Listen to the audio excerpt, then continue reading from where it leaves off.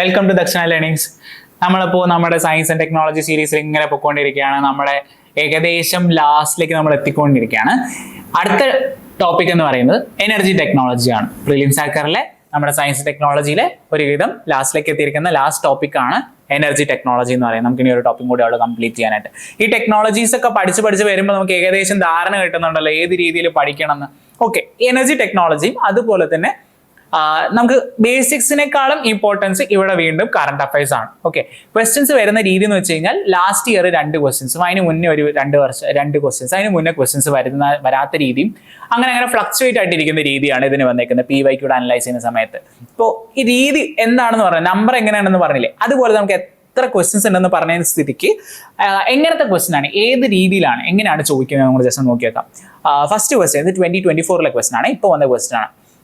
Consider the following is battery storage, biomass generators, fuel cells, rooftop solar, photovoltaic cell. ഇതിലൊക്കെ ഏതൊക്കെയാണ് distributor energy resources എന്നാണ് ചോദിച്ചിരിക്കുന്നത്. Distributor energy resources എന്ന് പറയുന്നത് basically അത് എല്ലാവർക്കും ഒരു കോമൺ സെൻസ് വെച്ച് മനസ്സിലാക്കാനുള്ളൂ. ഈ വേർഡ്സ് ഒന്ന് വെറുതെ ഒന്ന് ബ്രേക്ക് ഡൗൺ ചെയ്താൽ മതി. എല്ലാം അതുപോലെ തന്നെ അല്ലേ, എല്ലാത്തിനും നമുക്ക് യൂസ് ചെയ്യാൻ പറ്റുമല്ലോ.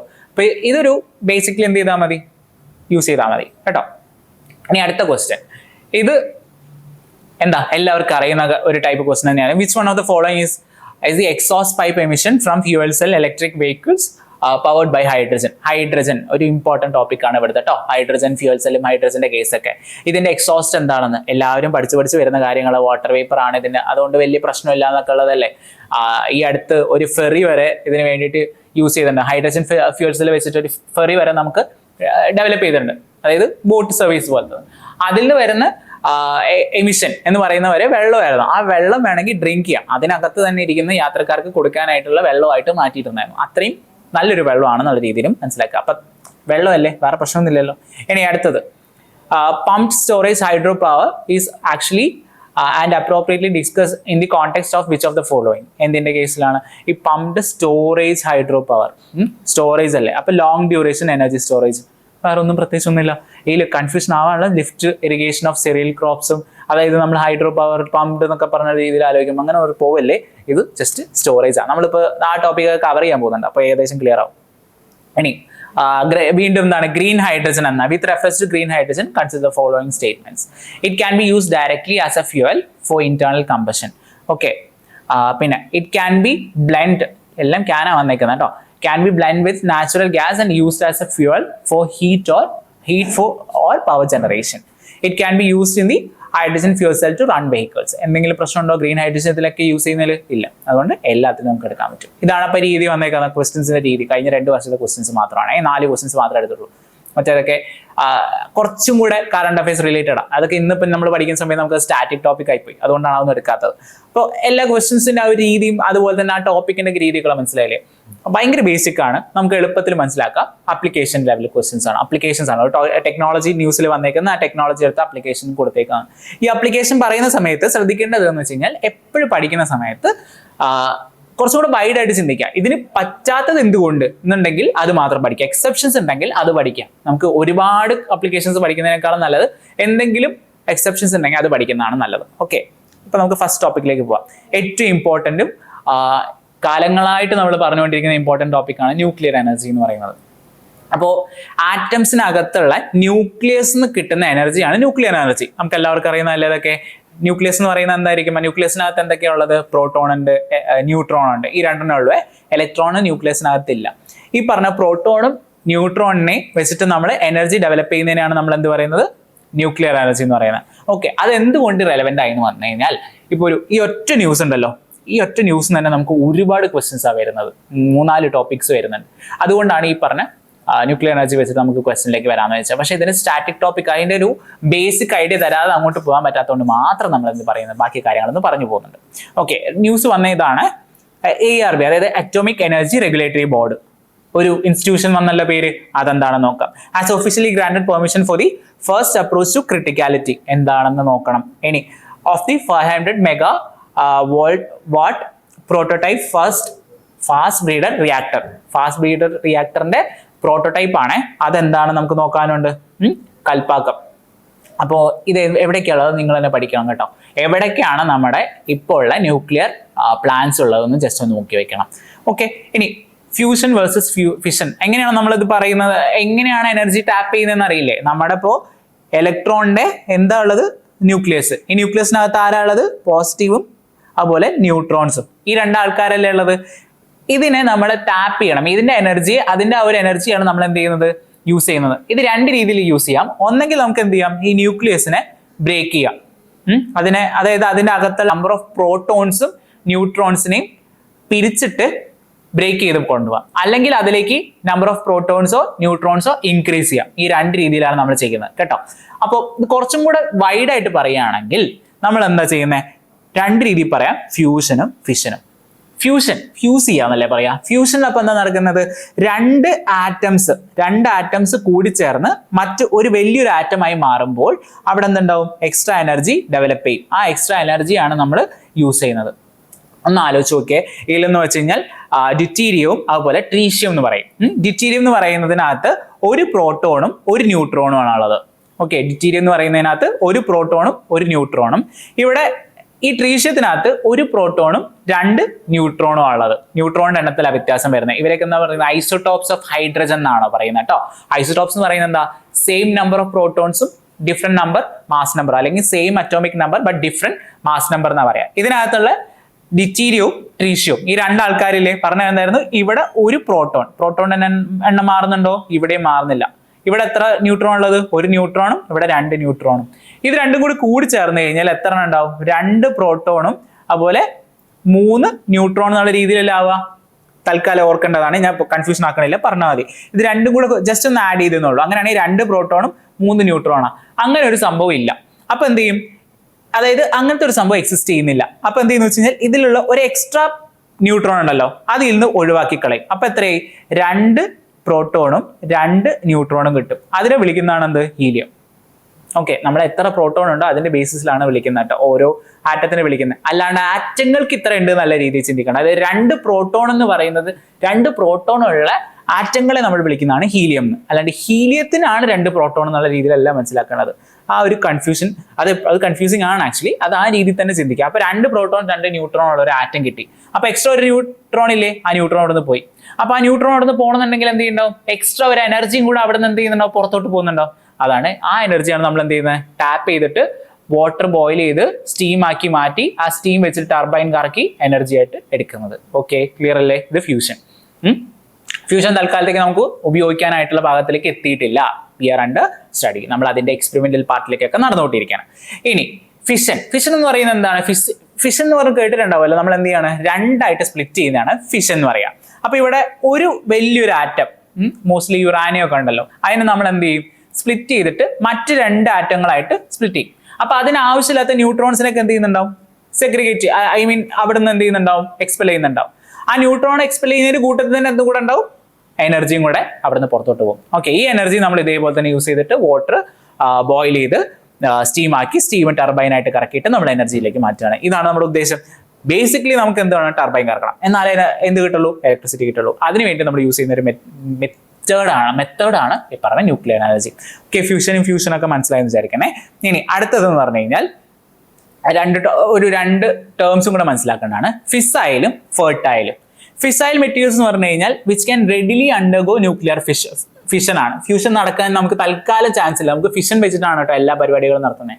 അപ്പൊ ഫിഷൻ നടത്താൻ വേണ്ടിയിട്ട് റെഡിലി നമുക്ക് നടത്താൻ പറ്റും. ഇപ്പൊ തന്നെ ആ പറഞ്ഞ, അതായത് ഇപ്പൊ യുറാനിയം 233, ഈ യുറാനിയം 233 തന്നെ എന്ത് ചെയ്യാൻ പറ്റും? ആണെങ്കിൽ സ്പ്ലിറ്റ് ചെയ്തിട്ട് നമുക്ക് രണ്ടായിട്ട് മാറ്റാൻ പറ്റും, റെഡിലി മാറ്റാൻ പറ്റും. അങ്ങനത്തെ ഒരു സംഭവമാണ് ഫിസൈൽ മെറ്റീരിയൽ എന്ന് പറയാം. ഫെർട്ടൈൽ എന്ന് പറഞ്ഞു കഴിഞ്ഞാൽ അതിനെ നമുക്ക് മാറ്റണമെങ്കിൽ, അതായത് ഫിഷൻ നടക്കണമെങ്കിൽ അതിലേക്ക് ചെറിയൊരു ചേഞ്ചസ് വരുത്തണം, ചെറിയൊരു മോഡിഫിക്കേഷൻ വരുത്തണം. അതായത് അതിന് കഴിവുണ്ട്, പക്ഷെ ചെറുതായിട്ടൊന്ന് മാറ്റണം. അതെന്താ? എന്തെങ്കിലും ചെറിയൊരു അഡീഷൻ. അതായത് മോസ്റ്റ്ലി നമ്മൾ ന്യൂട്രോൺ ഒക്കെ ആഡ് ചെയ്യും. ഒരു ന്യൂട്രോൺ അതിന് മുകളിലേക്ക് പോയിട്ട് ആഡ് ചെയ്ത് കൊടുക്കും. അപ്പോൾ 232 ആണെന്ന് വിചാരിച്ചോ, യുറാനിയം 232 ആണെങ്കിൽ ഇതിന്റെ കൂടെ ഒരു ന്യൂട്രോണും കൂടെ ചേർത്ത് കഴിഞ്ഞാൽ 233 മാറും.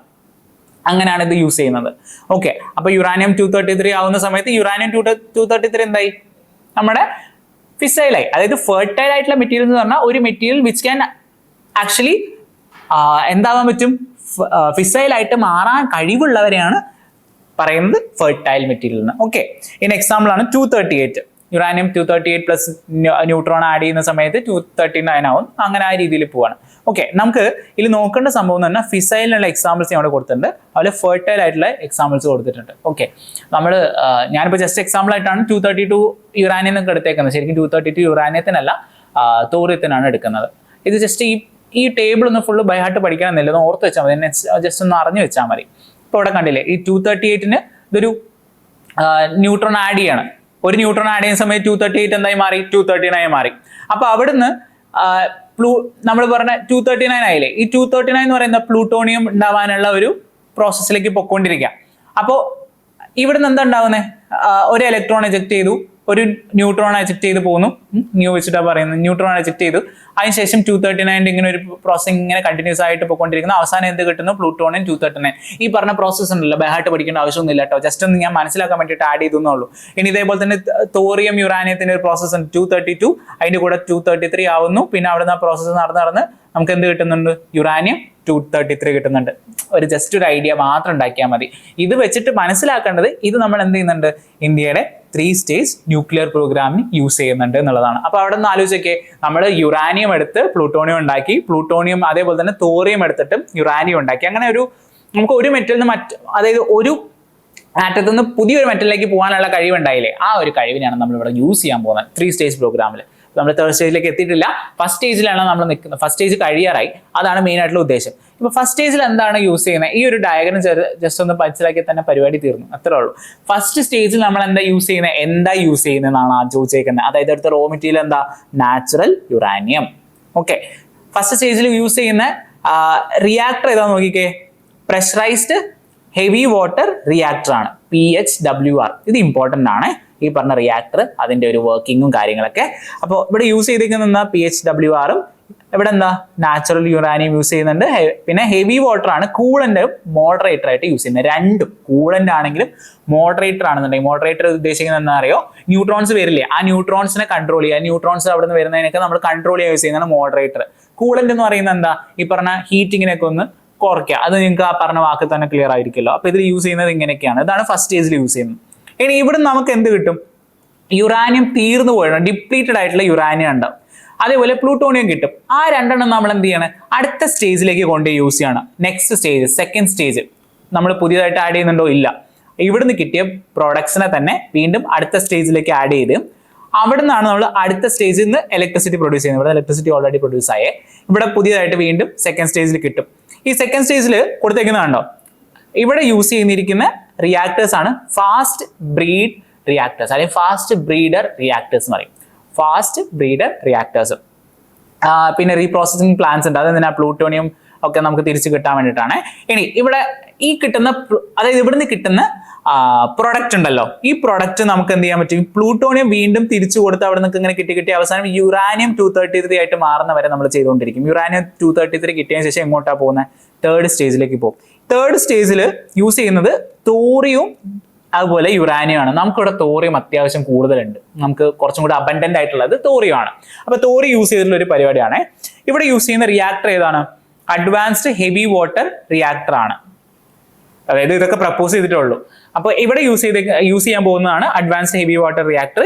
പിന്നെ യുറാനിയം 233 ആണ്, ഇതിന് വേണ്ടിയിട്ട് ഈ റിയാക്ടർ പ്രൊഡ്യൂസ് ചെയ്യാൻ വേണ്ടിയിട്ട് യൂസ് ചെയ്യുന്നത്. ഓക്കെ, പിന്നെ ബാക്കിയുള്ള കാര്യങ്ങളൊക്കെ ഒന്ന് നമുക്ക് വെറുതെ നോക്കിയാൽ മതി, വേറെ കാര്യങ്ങളൊന്നും നോക്കണ്ട. ഇപ്പോൾ ഇതിൽ മെയിനായിട്ട് ഉദ്ദേശം എന്താ, എവിടെയെങ്കിലും വേസ്റ്റ് വരുന്നുണ്ടോ, ഇല്ല, ആ വേസ്റ്റ് ഒക്കെ എടുത്ത് നമ്മൾ അടുത്ത സ്റ്റേജിലേക്ക് യൂസ് ചെയ്യുക എന്നുള്ളതാണ് ഉദ്ദേശിക്കുന്നത്. അതാണ് ഇതിൽ മെയിൻ ആയിട്ടുള്ള കാര്യങ്ങളെ. അപ്പോൾ ഇവിടെ യൂസ് ചെയ്യുന്ന ഓരോ റോ മെറ്റീരിയൽസ് ഏതാണെന്നും നോക്കി വയ്ക്കാം. നമുക്ക് ഇനി അടുത്തെന്ന് വെച്ച് കഴിഞ്ഞാൽ ഇപ്പോൾ പറഞ്ഞ കുറച്ച് കാര്യങ്ങളുണ്ടല്ലോ, ഇതാണ് ബേസിക്സ് ആയിട്ട് കാര്യങ്ങൾ. ഇതിൽ ഓരോ റിയാക്ടറിന്റെ കാര്യങ്ങളൊക്കെ പറഞ്ഞല്ലോ. പ്രഷറൈസ്ഡ് ഹെവി വാട്ടർ റിയാക്ടർ ഒക്കെ നമുക്ക് ഓൾറെഡി പറഞ്ഞ് കാലം കഴിഞ്ഞു അതിൻ്റെയൊക്കെ എന്നുള്ള രീതി വേണമെങ്കിൽ പറയാം. അത് ചോദിക്കില്ല എന്നല്ല, നമുക്ക് ഇമ്പോർട്ടൻ്റ് ആയിട്ട് നമുക്ക് അതൊക്കെ പിന്നെ നോക്കാം. തൽക്കാലം നമുക്ക് ക്വസ്റ്റ്യൻ ചോദിക്കും എന്ന് ഉറപ്പുള്ളതും ഉള്ള ടോപ്പിക്സിലേക്ക് മാത്രം പോകാം. അതാണ് fast breed reactors. Fast breeder reactor എന്ന് പറയുന്നത് അതിന്റെ പ്രോട്ടോടൈപ്പ് ആണ്.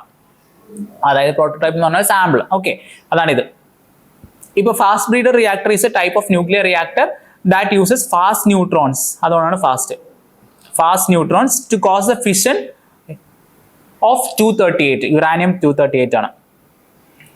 നോർമലി പ്രഷറൈസ്ഡ് ഹെവി വാട്ടർ റിയാക്ടേഴ്സിലൊക്കെ എന്താ യൂസ് ചെയ്തുകൊണ്ട് സ്ലോ ന്യൂട്രോൺസ് ആണ് യൂസ് ചെയ്തുകൊണ്ടിരുന്നത്. അതുകൊണ്ട് ഇവിടെ ഫാസ്റ്റ് എന്ന് വിളിക്കുന്നത് എന്തിനു സൂചിപ്പിക്കുന്നതാണ്?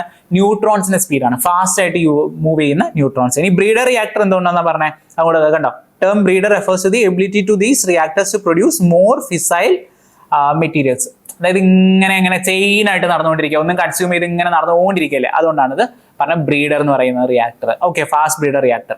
ഇതിന്റെ പ്രോട്ടോടൈപ്പ് ഉണ്ടാക്കുന്നത് is capable of reprocessing both carbide and oxide fuels discharge from the fast reactors. അപ്പോൾ വിഷയമല്ല. വൺസ് കമ്പനീസ് ഇതൊന്ന് നോട്ട് ചെയ്തേക്കണേ. സെക്കൻഡ് കൺട്രി ആഫ്റ്റർ റഷ്യ, ഇത് ഇങ്ങനത്തെ ഒരു സാധനം ഇൻഡിജിനസ് ആയിട്ട് ഡെവലപ്പ് ചെയ്തല്ലേ. അപ്പോൾ ഇങ്ങനെ ഒരു സംഭവം ഡെവലപ്പ് ചെയ്തതിൽ സെക്കൻഡ് കൺട്രി ആയിരിക്കും ഇന്ത്യ എന്ന് പറയുന്നത്. ഇനി യുറാനിയം പ്ലൂട്ടോണിയം മിക്സ്ചർ ആണ് ഇവിടെ യൂസ് ചെയ്തേക്കുന്നത്, മിക്സഡ് ഓക്സൈഡ് കേട്ടോ. ഒരു യുറാനിയം പ്ലൂട്ടോണിയം മിക്സഡ് ഓക്സൈഡ് ആണ് ഇതിനകത്ത് യൂസ് ചെയ്തിരിക്കുന്ന ഫ്യൂവലും. പിന്നെ ലിക്വിഡ് സോഡിയം ആണ് കൂളന്റ്. ഇതൊക്കെയാണ് കേട്ടോ ചോദിക്കുന്ന ഭാഗങ്ങൾ. എന്താണ് ഫ്യൂവല്, ഏതാണ് കൂളന്റ് എന്നൊക്കെ. ഇനി ഇതെങ്കിലും വേറെ എന്തെങ്കിലും കൊടുത്തിട്ടുണ്ടോ? ഇല്ല. റിലേറ്റീവ്ലി സേഫർ, അതെന്താണ് നമ്മുടെ ഈ വരുന്ന വേസ്റ്റ് എന്നൊക്കെ സേഫ് ആണെന്നുള്ളത്, അതൊക്കെ നമുക്കൊരു കുഴപ്പമില്ല. നമുക്ക് എവിടെ നോക്കിയാൽ മതി. പറഞ്ഞ ഈ റിയാക്ടേഴ്സിന്റെ കേസ് നോക്കുന്ന സമയത്ത് ഫാസ്റ്റ് ബ്രീഡർ റിയാക്ടർ, അതിനകത്തുള്ള ഫാസ്റ്റ് എന്ന് ഉദ്ദേശിക്കുന്ന ബ്രീഡർ എന്താണ് ഉദ്ദേശിക്കുന്നത്. അതുപോലെ തന്നെ ഈ ഇന്ത്യ കഴിഞ്ഞ മറ്റേത് കൺട്രി ആണുള്ളത്, അല്ലെങ്കിൽ സോറി ഇന്ത്യക്ക് മുമ്പ് ഏത് കൺട്രിയാണുള്ളത്? റഷ്യയാണ് ഇൻഡിജിനസ് ഡെവലപ്പ് ചെയ്തേക്കുന്നത്. ഇനി യൂസ് ചെയ്യുന്നത് ഏതാ? മെറ്റൽ ഓക്സൈഡ് ആയിട്ട് യുറാനിയം പ്ലൂട്ടോണിയം മെറ്റൽ ഓക്സൈഡ് ആണ് ഫ്യൂവല്. കൂളന്റ് എന്ന് പറയുന്നത് സോഡിയമാണ്, ലിക്വിഡ് സോഡിയമാണ്, മോൾട്ടൺ ആയിട്ടുള്ള സോഡിയം അല്ലേ. ഓക്കെ, ഇത് കുറച്ച് ഇമ്പോർട്ടൻ്റ് ആണ് ഈ ഭാഗം. ഇനി നെക്സ്റ്റ് ക്രിട്ടിക്കാലിറ്റി എന്നുള്ളൊരു വാക്ക് നമ്മൾ കണ്ടില്ലേ, ആ ക്രിട്ടിക്കാലിറ്റി ആണ്. ക്രിട്ടിക്കാലിറ്റി എന്ന് ഉദ്ദേശിക്കുന്നത് nuclear reactor enough neutrons are produce by fission to replace the those lost. അതായത് നമ്മൾ സ്റ്റാർട്ട് ചെയ്യുന്ന സമയത്ത് നമ്മൾ പറഞ്ഞ ഓർമ്മയുണ്ടോ, യുറാനിയം ഫെർട്ടൈലിൽ നിന്ന് ഫിസൈൽ ആവാൻ വേണ്ടി നമ്മൾ ന്യൂട്രോൺസ് സപ്ലൈ ചെയ്യേണ്ടി വരില്ലേ, ഒരു ന്യൂട്രോൺ ഒക്കെ കൊടുക്കുന്നു പറഞ്ഞില്ലേ. അപ്പൊ ചിലപ്പോൾ നമ്മൾ കുറച്ച് ന്യൂട്രോൺസ് കൊടുത്തിട്ടുണ്ടാവും. ന്യൂട്രോൺസ് കൊടുക്കുന്ന അത്ര നല്ല എളുപ്പത്തിലുള്ള പരിപാടിയല്ല, കുറച്ച് എനർജി കൺസ്യൂമിങ് ആയിട്ടുള്ള സംഭവം. അപ്പൊ ഇത്രയും എനർജി കൊടുക്കാൻ വേണ്ടി, അല്ലെങ്കിൽ ഈ ന്യൂട്രോൺസ് എത്രണ്ണം കൊടുത്തോ അത് കഴിഞ്ഞ് നമ്മൾ പറയില്ല, ഇങ്ങനെ റിയാക്ഷൻ ഇങ്ങനെ നടന്നുകൊണ്ടിരിക്കുക, ചെയിനായിട്ട് ഇങ്ങനെ നടന്നുകൊണ്ടിരിക്കുക. ആ സമയത്ത് എന്ത് ചെയ്യുന്നുണ്ട്, ന്യൂട്രോൺസ് ഇങ്ങനെ അതിൽ നിന്ന് ഇങ്ങനെ വരുന്നുണ്ട് പുതിയത്. അപ്പൊ നമ്മൾ കൊടുത്ത ന്യൂട്രോൺസിനേക്കാളും കൂടുതൽ ന്യൂട്രോൺസ് പ്രൊഡ്യൂസ് ചെയ്തുവെങ്കിൽ അപ്പോഴാണ് ക്രിട്ടിക്കാലിറ്റി എന്ന് വിളിക്കുന്നത്. ഓക്കെ, അതായത് ഇപ്പൊ പറഞ്ഞില്ല, നമ്മൾ കൊടുത്തത് ഒന്നാണെന്ന് വിചാരിച്ചോ, അതിന് പകരം ഇവിടെ എത്ര ഉണ്ടായി? 3 ഉണ്ടായില്ലേ. അപ്പൊ ക്രിട്ടിക്കാലിറ്റി എത്തി എന്നുള്ളതാ. അപ്പൊ ഇപ്പൊ തൽക്കാലം നമ്മൾ ക്രിട്ടിക്കാലിറ്റി അച്ചീവ് ചെയ്തിട്ടുണ്ട്, അതാണ് ആ ന്യൂസിൽ പറഞ്ഞേക്കുന്നത്. ഇപ്പോൾ ഇതിന് വേണ്ടിയിട്ട് കോർ ലോഡിംഗ് എന്ന് പറയുന്നതാണ് ഫസ്റ്റ് പ്രോസസ് എന്നാണ് പറയുന്നത്. ഓക്കെ, കോർ ലോഡിംഗ് എന്താണെന്ന് പറയാം. അതിന് മുമ്പ് is when enough neutrons are produce by fission to replace those lost. നമ്മൾ കൊടുത്തതിൽ നിന്ന് ഇല്ലാതായ, കൊടുക്കുമ്പോൾ എന്തായാലും ഇല്ലാതാവല്ലേ, അതിനെ സർപ്പാസ് ചെയ്യുക, ഉണ്ടാവുന്ന വെച്ച് സർപ്പാസ് ആവുന്നതാണ് പറയുന്നത്. Through leakage or absorption ensuring the number of electrons remain constant. Okay, നമ്മൾ കൊടുത്തതിൽ നിന്ന് ഉള്ള ആ ഒരു ഇതാണ് ആലോചിച്ചാൽ മതി. അബ്സോർപ്ഷനും ഉണ്ട്, അതുപോലെ ലീക്കേജും കൂടെ ഉണ്ട്. ഞാൻ അതും കൂടെ വിട്ടിട്ടുണ്ട്. നമ്മളിവിടെ ഇലക്ട്രോൺസ് അല്ല, കുറേ ട്രോൺസ് ഒക്കെ കൂടെ കൺഫ്യൂഷൻ ആവുന്നുണ്ട് അല്ലേ. നമുക്ക് ഈ പറഞ്ഞ ന്യൂട്രോൺസ് നമ്മൾ കൊടുത്തതിനനുസരിച്ചിട്ട് എന്ത് ചെയ്യുന്നു, അബ്സോർബ് ചെയ്യുന്നുണ്ട്. ആ അബ്സോർബ് ചെയ്യുന്നത് അല്ലാതെ വേണമെങ്കിൽ ലീക്ക് ആയിട്ട് പോവാം, എല്ലാം പോയിട്ട് ഇവിടെ പരിപാടി നടത്തണമെന്നില്ല, ചിലതൊക്കെ പോവാം, കളഞ്ഞു പോകാണ്ടാവും. അത്രയും കൊടുത്തതിനേക്കാളും കൂടുതൽ നമുക്ക് ന്യൂട്രോൺസ് ഉണ്ടാവുകയാണെങ്കിൽ അതാണ് ക്രിട്ടിക്കാലിറ്റി. ഞാൻ വീണ്ടും പറയുന്നതിന്റെ ഉദ്ദേശം ഇതൊരു ക്വസ്റ്റ്യൻ ആവാൻ നല്ല ചാൻസ് ഉണ്ട്, അതുകൊണ്ട് മാത്രമാണ്. ഇനി കോർ ലോഡിംഗ് എന്താണെന്ന് നോക്കാം. കോർ ലോഡിംഗ് എന്ന് പറയുന്നത് എന്താ, നമ്മൾ ഫ്യൂവൽ നിറയ്ക്കുന്നതിനാണ് process of loading nuclear fuel assemblies into reactor core. Reactor കോറിലേക്ക് ന്യൂക്ലിയർ ഫ്യൂവൽ ആഡ് ചെയ്യുന്നതിനാണ് കോർ ലോഡിംഗ്. ആ പേര് തന്നെ ഉണ്ട്, അതിൽ വലിയ ഇതൊന്നുമില്ല. ഇനി the fuel assembly comprises fuel rods are contain fissile materials. Fissile ആയിട്ട് മെറ്റീരിയൽ ആണ് ആഡ് ചെയ്യുന്നത്. പിന്നെ such as enriched uranium enrichment നമ്മൾ സ്ലൈഡിൽ ഉണ്ടായിരുന്നു, ഒന്ന് നോക്കിയേക്കണം. അതായത് നമ്മൾ ഫിസൈൽ ആയിട്ടുള്ള മെറ്റീരിയൽസിന്റെ എമൗണ്ട് കൂട്ടുന്നതിനാണ് എന്ത് പറയുന്നത്, നമ്മൾ ആ ഒരു എൻറിച്ച്മെന്റ് പ്രോസസ് എന്ന് പറയാം. അതിന് യൂസ് ചെയ്യുന്നതാണ് സെൻട്രിഫിക്കേഷൻ. അതൊന്ന് വായിച്ചേക്കണേ. Or plutonium which undergoes nuclear fission to produce heat. Heat important ആണ്, ഹീറ്റ് ആണ് നമുക്ക് വേണ്ടത്. Fast breeder reactor is a type of nuclear reactor that is design to produce more fissile material such as plutonium 239 that it consume during operations. Okay, വലിയ കാര്യങ്ങളൊന്നുമില്ലല്ലോ, ഇതൊന്ന് മനസ്സിലാക്കുക എന്താണെന്നുള്ളത്. ക്രിട്ടിക്കാലിറ്റിയും four ലോഡിങ്ങും important ആണ്. ഇനി അടുത്തത് സ്മോൾ മൊഡ്യൂലർ റിയാക്ടേഴ്സ് ആണ്. ഓക്കെ, സ്മോൾ മോഡുലാർ റിയാക്ടേഴ്സ് എന്താണെന്ന് നോക്കാം. ഇത് അടുത്തൊരു ഇമ്പോർട്ടൻ്റ് ആയിട്ടുള്ള ഒരു ഡെവലപ്മെന്റ്. അതായത് നമ്മൾ മോഡുലാർ എന്ന് പറയുന്നത്, മോഡുലാർ കിച്ചൺ എന്നൊക്കെ കേട്ടിട്ടില്ലേ നമ്മുടെ വീട്ടിലൊക്കെ. മോഡുലാർ കിച്ചൺ എന്ന് പറയുന്നത് എന്തായിരുന്നു, വീട്ടിലേക്ക് ഈ കിച്ചൺ സെറ്റപ്പ് കംപ്ലീറ്റ് ഉണ്ടാക്കിയിട്ട് അത് അവിടെ കൊണ്ടുവന്ന് സെറ്റ് ചെയ്യുന്നേ ഉള്ളൂ. അല്ലാണ്ട് അവിടെ വന്ന് നമ്മൾ ഇങ്ങനെ പറഞ്ഞ സ്ലാബ് തേച്ച് പിടിച്ച് പോയി പരിപാടിയൊന്നുമില്ല. ഓൾറെഡി ഉണ്ടാക്കിയത് അവിടെ കൊണ്ടുവന്ന് സെറ്റ് ചെയ്യണം. മോഡുലാർ എന്ന് പറയുന്നത് സ്മോൾ മോഡുലാർ റിയാക്ടേഴ്സിന്റെ ഉദ്ദേശം ഇപ്പം എന്തായിരിക്കും? മോസ്റ്റ് പ്രോബ്ലി പോർട്ടബിൾ ആയിരിക്കും. അതായത് ഒരു സ്ഥലത്ത് ഉണ്ടാക്കിയിട്ട് അത് നമുക്ക് വേണമെങ്കിൽ ഇവിടെ വന്ന് ഫിറ്റ് ചെയ്യാൻ പറ്റും. മോസ്റ്റ്ലി എന്താ ചെയ്യുന്നത് വെച്ച് കഴിഞ്ഞാൽ റിയാക്ടേഴ്സ് ഒക്കെ കൺസ്ട്രക്ട് ചെയ്യുക ഇൻസൈറ്റിലാണ് ഉണ്ടാക്കുന്നത്. ഇത് നമ്മൾ ഉണ്ടാക്കി കൊണ്ടുവന്ന് ഇവിടെ അറേഞ്ച് ചെയ്താൽ മതി. അങ്ങനത്തെ ഒരു പരിപാടിയാണ് small modular reactors. Okay, just തന്നെ നോക്കിയേ. സ്മോൾ ന്യൂക്ലിയർ റിയാക്ടേഴ്സ് വിത്ത് മാക്സിമം ഔട്ട്പുട്ട് എത്ര നോക്കിക്കേ. ഇത് ഒന്ന് നോട്ട് ചെയ്തേക്കണേ. മാക്സിമം ഔട്ട്പുട്ട് എത്ര വരുന്നത്? മെഗാവാട്ട്, 300 മെഗാവാട്ട് ആണ്. പിന്നെ അത് കഴിഞ്ഞിട്ട് നമുക്ക് ആ ഒരു വാക്കിനെ വെറുതെ ഒന്ന് ഇതേക്കാം. Small modular reactors physically fraction of size of the conventional nuclear power reactor. വലിയ റിയാക്ടേഴ്സ് ഉണ്ടല്ലോ, അതിന് ചെറിയൊരു ഭാഗം മാത്രമാണെന്നുള്ള രീതിയിൽ ഓർക്കാം. മൈക്രോ റിയാക്ടേഴ്സ് വേറെ ഉണ്ട്, കൺഫ്യൂഷൻ ആക്കരുത്. വലിയ റിയാക്ടേഴ്സിന്റെ ഒരു ചെറിയൊരു ഫ്രാക്ഷൻ ആണ്. മോഡുലാർ എന്ന് പറഞ്ഞാൽ എന്താ? Systems and components to be factory assemble. ഞാൻ പറഞ്ഞില്ലേ, നമുക്ക് ഫാക്ടറിയിൽ ഉണ്ടാക്കിയിട്ട് ഇവിടെ കൊണ്ടുവന്നിട്ട് എന്ത് ചെയ്താൽ മതി? സെറ്റ് അസംബിൾ ചെയ്താൽ മതി. ഓക്കെ, ഇനി റിയാക്ടേഴ്സ് എന്താണ്? ന്യൂക്ലിയർ ഫിഷൻ ഹാർനസ് ചെയ്യാനാണ്. അത് നമുക്ക് വലിയ വിഷയമല്ല, ബാക്കിയൊക്കെ നോക്കിയാൽ മതി. ഇനി വലിയ റിയാക്ടേഴ്സിന് എന്ന് പറഞ്ഞു കഴിഞ്ഞാൽ ഔട്ട്പുട്ട് എത്രയുള്ളത്? 1000 മെഗാവാട്ട് ആണെങ്കിൽ ഇവിടെ ഏകദേശം 24 million kilo watt per day എന്നുള്ള രീതിയിൽ, സോറി അതിനല്ല, വലിയ റിയാക്ടേഴ്സിന്. ഇതിന്റെ കാര്യം നമ്മൾ പറഞ്ഞ ഓർമ്മയുണ്ടോ? 7.2 million kilo watt per day per day ആണ് വരുന്ന പെർ ഡേന്റെ ഉള്ളൊരു ഔട്ട്പുട്ട് കേട്ടോ. ഇത് കമ്പയർ ചെയ്താൽ മതി. വാല്യൂസ് ബൈ ഹാർട്ട് പഠിക്കേണ്ട ആവശ്യമില്ല. പക്ഷെ ആ ഒരു കമ്പാരിസൺ, അതായത് നല്ല അത്യാവശ്യം വലിയൊരു ഡിഫറൻസ് ഉണ്ടാവുന്നുള്ള രീതിയിൽ ഓർക്കുക. ഒന്ന് 1000 ആണെങ്കിൽ മറ്റെത്രയാണ്? 300 ആണ്. അപ്പോൾ ഇനി അടുത്ത എന്താ? റിലേറ്റീവ്ലി സ്മോൾ ഫിസിക്കൽ ഫുട് പ്രിന്റ്സ് ആണ്. കുറച്ചല്ലേ ഉള്ളൂ. പിന്നെ റെഡ്യൂസ്ഡ് ക്യാപിറ്റൽ ഇൻവെസ്റ്റ്മെന്റ്, ചെറുതല്ലേ, വലിയ പൈസ ഒന്നും ചെലവാക്കണമെന്നില്ല. ഫാക്ടറി ബിൽഡ് ആണ്. ഇതൊക്കെ നമ്മൾ പറഞ്ഞ കാര്യങ്ങളല്ലേ. Provisions for incremental power additions. നമുക്ക് വേണമെന്നുണ്ടെങ്കിൽ ഒന്നും കൂടെ എക്സ്ട്രാ കൊണ്ടുവന്ന് വെച്ച് കഴിഞ്ഞാൽ കുറച്ചും കൂടെ പവർ 600 ആവും. അങ്ങനെ വെക്കാൻ പറ്റും. അതാണ് വലിയ സാധനങ്ങൾ ഉണ്ടാക്കി അവിടെ വെക്കുന്നതിനേക്കാൾ എളുപ്പമായിരിക്കും ചെറുത് ഇങ്ങനെ കുറച്ച് ഇങ്ങനെ വന്ന് അറേഞ്ച് ചെയ്യുന്നത്. മനസ്സിലായില്ലേ? അതാണ് ഉദ്ദേശിച്ചത്. ഓക്കെ, ഇനി അടുത്തത് ഭാരത് സ്മോൾ റിയാക്ടേഴ്സ് ആണ്. ഈ ഭാരത് സ്മോൾ റിയാക്ടേഴ്സ് നമ്മുടെ ഇപ്പൊ പറഞ്ഞ സംഭവം ഉണ്ടല്ലോ, അതുമായിട്ട് വ്യത്യാസമുണ്ട്. SMR അല്ല, BSR എന്ന് പറയുന്നത്. SMR BSR തമ്മിലുള്ള വ്യത്യാസം മനസ്സിലാക്കണേ. ഈ പറഞ്ഞ BSR എന്ന് പറയുന്നത് പ്രഷറൈസ്ഡ് ഹെവി വാട്ടർ റിയാക്ടേഴ്സിന്റെ ഒരു മിനിയേച്ചർ മോഡലാണെന്ന് ഓർത്ത് വെക്കാം. മറ്റേത് അങ്ങനെയല്ല, ഇത് വ്യത്യാസമുണ്ട്. അതായത് ഇതാണ് എനിക്ക് മെയിൻ ആയിട്ടുള്ള പറയാനുള്ള point. Okay, SMR is an entirely new concept involving factory made. Okay, അത് അവിടെ ഉണ്ടാക്കിയിട്ട് ഇവിടെ കൊണ്ടുവന്ന് വെക്കുക. Easily assembled reactors. BSR are based on India's existing PHWR technology. ഇന്ത്യയുടെ തന്നെ ടെക്നോളജി. SMR ഇന്ത്യയുടെ ടെക്നോളജി നമ്മൾ ഓൾറെഡി ഡെവലപ്പ് ചെയ്തതിനെ നമ്മൾ ഇതായിട്ട് മാറ്റിയിരിക്കുക. പക്ഷെ ഇവിടെ അങ്ങനെയല്ല, ഇന്ത്യ സ്വന്തമായിട്ട് എടുത്തേക്കുന്ന നമ്മുടെ PHWR ടെക്നോളജീൻ്റെ ഒരു മിനിയേച്ചർ വേർഷൻ ആണ് ഈ പറയുന്നത് BSR. ഓക്കെ, നമുക്ക് ഇത് കുറച്ച് ഇമ്പോർട്ടൻ്റ് ആണ്, വിട്ട് കളയരുത്. കാരണം ഇവിടെ വന്നിട്ടുണ്ട് PIBയിൽ നല്ലൊരു ഇമ്പോർട്ടൻറ്റ് ന്യൂസ് ആയിട്ട് വന്നിട്ടുണ്ട്. ഈ പറഞ്ഞ എല്ലാം PIBയിൽ വന്നാണ്. ക്രിട്ടിക്കാലിറ്റിയും PM പോയി PM കണ്ടു എന്നുള്ള രീതിയിലൊക്കെ PIBയിൽ നല്ല വൃത്തിക്ക് കൊടുത്തിട്ടുണ്ട്. വെറുതെ ഒന്ന് ഗൂഗിൾ ചെയ്താൽ മതി. ഒറ്റൊരു ന്യൂസാണ്. ആ ന്യൂസിൽ നിന്നാണ് ഇത്രയും പോയിന്റ്സ് വന്നേക്കുന്നത്. Okay, compact reactors design to generate electricity on a smaller scale. പേര് തന്നെ ഉണ്ടല്ലോ, വ്യത്യാസമൊന്നും ഇല്ലല്ലോ. Based on India's tried and tested 220 megawatt pressurised heavy water reactor technology. അത് ഈ ടെക്നോളജിയാണ് യൂസ് ചെയ്തേക്കുന്നത്. നമ്മുടെ ഫസ്റ്റ് സ്റ്റേജിലുള്ള സംഭവം ഉണ്ടല്ലോ, അതിൻ്റെയാണ്. 16 യൂണിറ്റ്സ്, അതിൽ എത്ര 16 യൂണിറ്റ്സ് ആണ് ഇതിൽ വെച്ചേക്കുന്നത്. ഇതിന്റെ ഡിസൈൻ എന്താ എവിടെയാ നടക്കുന്നത്? ബാർക്കിലാണ് നടക്കുന്നത് കേട്ടോ. ബാബ അറ്റോമിക് റിസർച്ച് സെന്റർ, മുംബൈയിൽ. ഇനി അഡ്രസ് സേഫ്റ്റി കൺസേണും കാര്യങ്ങളൊക്കെ നമുക്ക് വെറുതെ ഒന്ന് വായിച്ചാൽ കിട്ടുന്ന കാര്യമാണ്.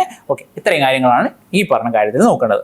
ഇനി ഇത് എനിക്ക് വളരെ ഇഷ്ടപ്പെട്ടൊരു സംഭവമാണ് ITER. അത് നമ്മൾ പറഞ്ഞ എന്തായിരുന്നു? ഫ്യൂഷൻ എന്ന് പറഞ്ഞ ടെക്നോളജി അണ്ടർ ഡെവലപ്മെന്റ് ആണെന്ന് പറഞ്ഞില്ലേ.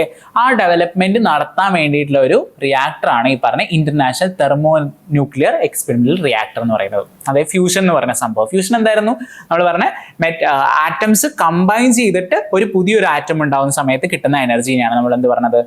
Fusion technology. ആ ഫ്യൂഷൻ ടെക്നോളജി ഉപയോഗിച്ച് നടക്കുന്നതാണ് ഈ റിയാക്ടറിന്. മറ്റൊന്നാണ് ടോക്കമാക്ക് എന്ന് പറയും. ടോക്കമാക്ക് എന്ന് പറയുന്ന ഒരു ന്യൂക്ലിയർ ഫ്യൂഷൻ ടെക്നോളജി ആണ് ഇവിടെ യൂസ് ചെയ്യുന്നത്. ഇനിയിപ്പോൾ ഇതിൽ മറ്റു കാര്യങ്ങൾ നോക്കേണ്ടത്. Okay, ITER will be the first fusion device to produce net energy. ഈ നെറ്റ് എനർജി എന്താണെന്ന് നോക്കിയേക്കണം. ഇതിന്റെ കോണ്ടെക്സ്റ്റിൽ നെറ്റ് എനർജി എന്ന് ഉദ്ദേശിക്കുന്ന total power produce during a fusion plasma pulse surpasses the thermal power injected to the heat plasma. അതായത് ഇതിനകത്ത് നമ്മൾ ഒരു ഹീറ്റ് കൊടുക്കുമല്ലോ. ഇങ്ങനെ ആലോചിച്ചാൽ, സിമ്പിൾ ആയിട്ട് ആലോചിച്ചാൽ നമ്മൾ എന്ത് ചെയ്യുന്നുണ്ട്? ഇൻപുട്ടായിട്ട് ഒരു ഹീറ്റ് കൊടുക്കുന്നുണ്ട്.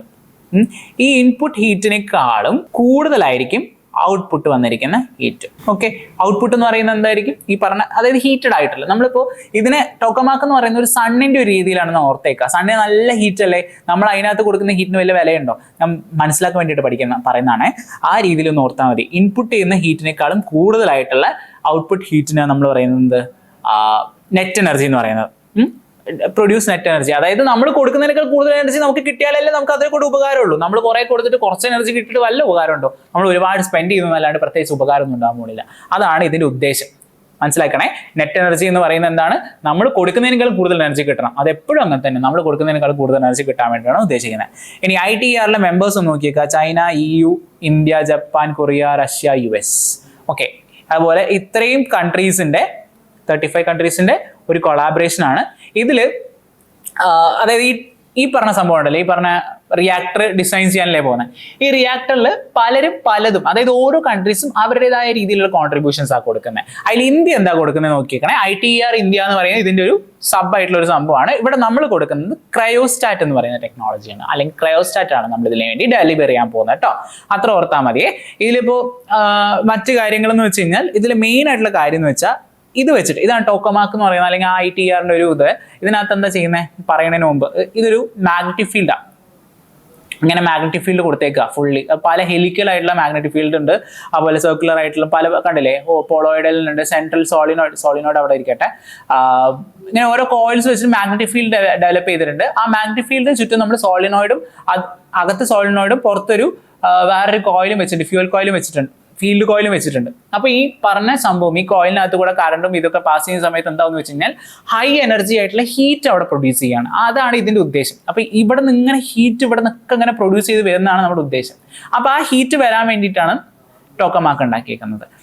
അപ്പൊ ആ ഹീറ്റാണ് നമ്മുടെ ഉദ്ദേശം കേട്ടല്ലോ. നമ്മൾ പറയാൻ പോവാണേ അടുത്തത്. ഇത് വെച്ചിട്ട് ഇതിന്റെ രീതിയാണ് ഇപ്പൊ നമ്മൾ പറയാൻ വന്നത്. ഇപ്പൊ പറഞ്ഞ രീതിയാണ്. നോക്കി, ഇവിടെയാണ് പ്ലാസ്മ ഡെവലപ്പ് ചെയ്യുന്നത്. ആ ഇലക്ട്രിക് മാഗ്നറ്റിക് ഫീൽഡ് കൊണ്ടാണ് ഇവിടെ പ്ലാസ്മ എന്ന് പറയുന്നത് എന്തായിരുന്നു? ഈ തീയൊക്കെ ഉണ്ടല്ലോ, നമ്മുടെ തീയിനകത്തുള്ള സ്റ്റേറ്റിനെയാണ് നമ്മൾ പ്ലാസ്മ എന്ന് വിളിക്കുന്നത്. അത് നമുക്ക് നോർമലി നമുക്ക് 3 സ്റ്റേറ്റിൽ അറിയുന്നത്, സോളിഡ്, ഗ്യാസ്, ലിക്വിഡ് എന്ന് പറയും 3 സ്റ്റേറ്റ് അല്ലേ. അതല്ലാത്ത ഒരു സ്റ്റേറ്റ് ആണ് പ്ലാസ്മ എന്ന് പറയുന്നത്. പൊതുവെ ഈ പറഞ്ഞ തീയിലൊക്കെ കാണുന്ന സംഭവം. ഓക്കെ, അതാണ് ഇവിടെ പറയുന്ന സംഭവം. ഈ പ്ലാസ്മ ഡെവലപ്പ് ചെയ്യുന്നതാണ് നമ്മുടെ ഉദ്ദേശം. ഓക്കെ, അപ്പോൾ ഇവിടെ നമ്മൾ ആ ഫ്യൂഷന്റെ കാര്യം പറഞ്ഞ ഓർമ്മ ഉണ്ടോ? ഡ്യൂട്ടീരിയം, ട്രീഷ്യം, ഇത് രണ്ടും കൂടെ ചേരുമ്പോൾ ഹീലിയം വരുന്നു എന്നൊക്കെ പറഞ്ഞില്ലേ. അപ്പോൾ ഒരു എനർജി ഉണ്ടാവുന്നു. ഈ എനർജിയാണ് നമ്മുടെ ഉദ്ദേശം. ഇതാണ് സണ്ണിൽ നടക്കുന്ന പരിപാടി അല്ലെ. ഹൈഡ്രജൻ കൂടി ചേർന്ന് ഹീലിയം കിട്ടുന്ന സമയത്തല്ല നമുക്ക് സണ്ണിൽ ആ ബേണിങ് കാര്യങ്ങളും എനർജി ഒക്കെ കിട്ടുന്നത്. അതേ പരിപാടി നമ്മളിവിടെ റെപ്ലിക്കേറ്റ് ചെയ്യാനാണ് പോകുന്നത്.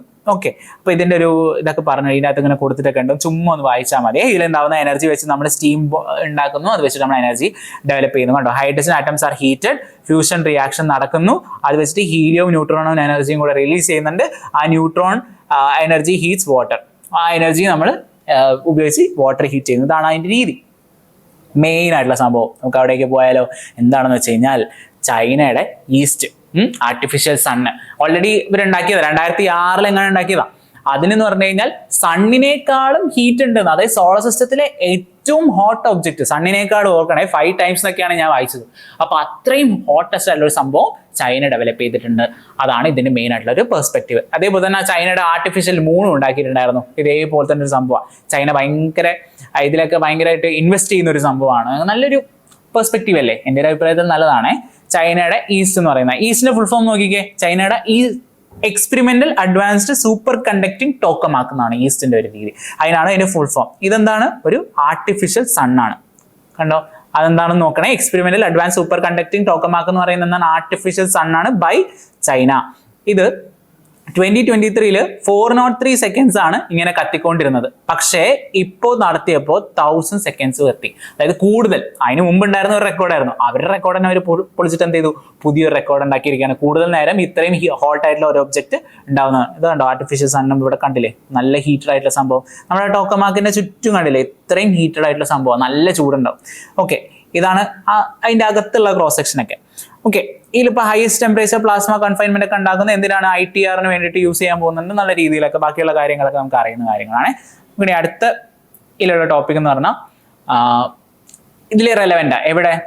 നമ്മുടെ ന്യൂക്ലിയർ എനർജിയിൽ പുതിയതായിട്ടുള്ള റെലവെന്റ് ആയിട്ടുള്ള കാര്യമാണ് thorium molten salt nuclear reactor എന്ന് പറയുന്നത്. ഇവിടെ എന്താ യൂസ് ചെയ്യുന്നത്? തോറിയം ആണ്. തോറിയം ബേസ്ഡ് ആയിട്ടുള്ള റിയാക്ടർ ആണ്. അതുപോലെ മോൾട്ടൺ ആയിട്ടുള്ള സോൾട്ട് ആണ്. അതുകൊണ്ട് ഉപകാരം എന്തായിരിക്കും? കൂളൻ്റ് ആയിട്ട് ഉപയോഗിക്കാൻ പറ്റും, അത്ര ടെമ്പറേച്ചർ അറ്റൈൻ ചെയ്യേണ്ട ആവശ്യമില്ല. അപ്പോൾ വേൾഡ്സ് ഫസ്റ്റ് മോൾട്ടൺ, അതും എവിടെ തന്നെയാ? ചൈനയുണ്ട് കേട്ടോ വീട് വന്നേക്കുന്നത്. ഗോബി ഡെസേർട്ടിൽ ഇൻസ്റ്റാൾ ചെയ്തിട്ടുണ്ടെന്ന് ഉദ്ദേശിക്കുന്നത്. ഇനി ഇൻസ്റ്റെഡ് ഓഫ് യുറാനിയം ഇവിടെ എന്താ യൂസ് ചെയ്യുന്നത്? തോറിയമാണ് യൂസ് ചെയ്യുന്നത് ആസ് എ ഫ്യൂവൽ. ഇനി എന്താ, വാട്ടർ വേണ്ട, നമ്മൾ പറഞ്ഞല്ലോ മോൾട്ടൺ സോൾട്ട് അല്ലേ ഉള്ളത്, അപ്പൊ എന്ത് ചെയ്യേണ്ട ആവശ്യമില്ല, കൂളിങ്ങിന് വേണ്ടിയിട്ട് നമുക്ക് വാട്ടർ ഉപയോഗിക്കേണ്ട ആവശ്യമില്ല. അപ്പോൾ utilise liquid salt or carbon dioxide to transfer heat and make electricity.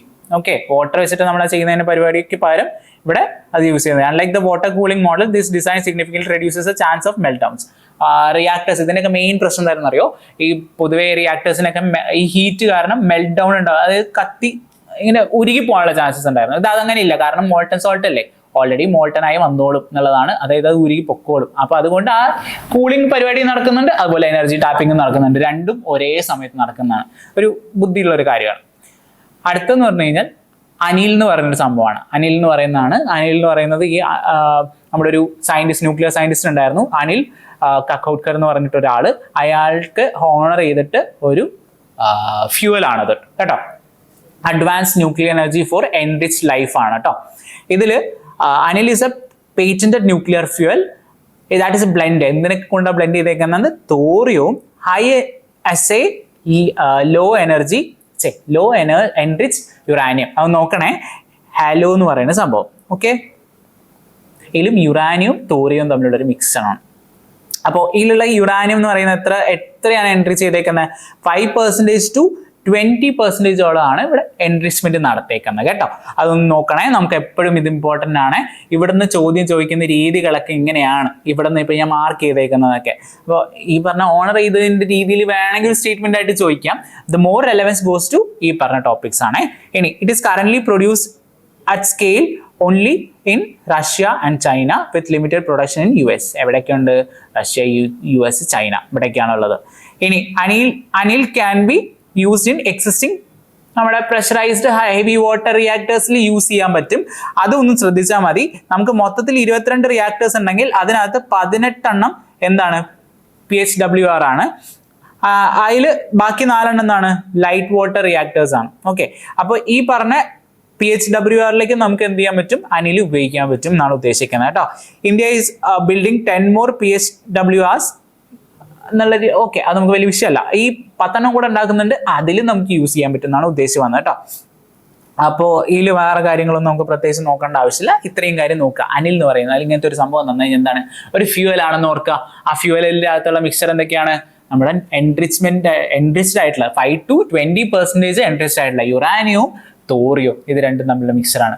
ആരെയാണ് നമ്മളിവിടെ ഓണർ ചെയ്തേക്കുന്നത്? അനിൽ എന്ന് പറഞ്ഞ ഒരാളെ വെച്ചിട്ട് തന്നെയാണ് കേട്ടോ. ഒരു ഇന്ത്യൻ സയന്റിസ്റ്റ് ആയിട്ടുള്ള അനിൽ കക്കോട്ട്കർ എന്ന് പറയുന്ന ഒരാൾ.